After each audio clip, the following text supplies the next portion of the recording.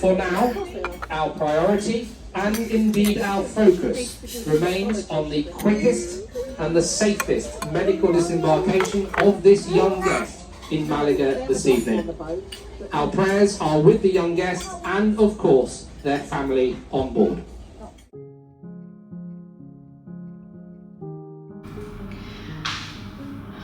Okay, so this was not the way we had envisioned ending this cruise series. Henry became very, very poorly and we had to rush him down to the medical centre, where I have no doubt in my mind that they saved his life, and we've spent the last few days in Malaga Hospital.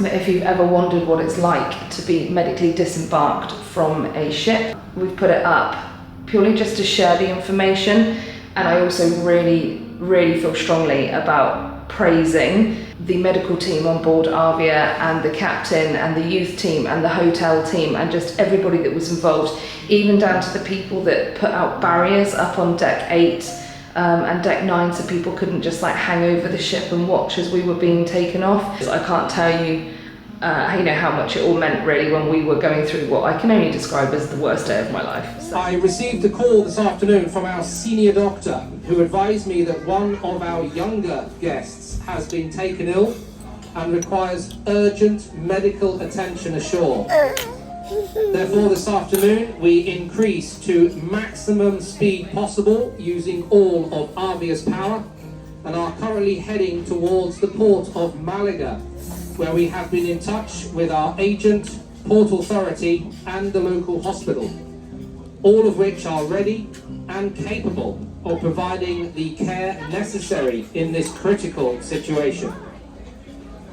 At our current speed of between 22 and 23 knots, we will be off the port of Malaga at around 8:45 this evening. We will enter the port and dock just inside the breakwater on the closest possible berth and carry out the medical disembarkation. Wow, I've just come back up to the cabin to make sure I know which bags are staying and which ones are coming with us. This is definitely not the end of the cruise that we wanted, but I've just come back up to the cabin. I feel really sad because they've made his bed and obviously we're not going to be here tonight, so yeah, it's not very nice. And I can see Malaga out there, we're less than an hour away. You can see it, so yeah, that's where we're at. We have sped along the coast of Spain today to get Henry off somewhere safe. And that is Malaga there, I think, so we're getting pretty close. Everything's looking much better. Being medically disembarked is one of the scariest things I've ever been through. It's most definitely the scariest thing I've ever been through as a mum. I've got to say from the outset, like, the medical team were unbelievably amazing the whole of yesterday.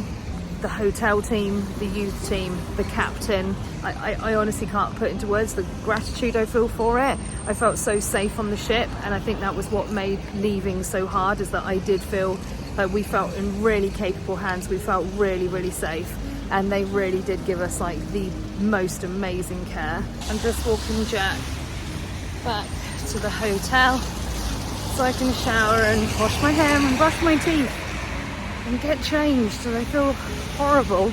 This is one of those situations where I think I need to talk about it, or I'll end up needing therapy for it. So this is my version of therapy. It works for me. Also, I think it's important people can see what happened and how incredible the care was, how amazing the captain was at making decisions to ensure that Henry was in the best place, how incredible the medical team were on the ship at making sure Henry was kept alive, diagnosed what the issue was so quickly. They run all their own bloods within the medical centre on board. It really was quite phenomenal. I really hope it's given you an insight as well into the level of care that you receive with P&O Cruises, because this is the only time we've been medically disembarked, but I don't think the care could have been any better.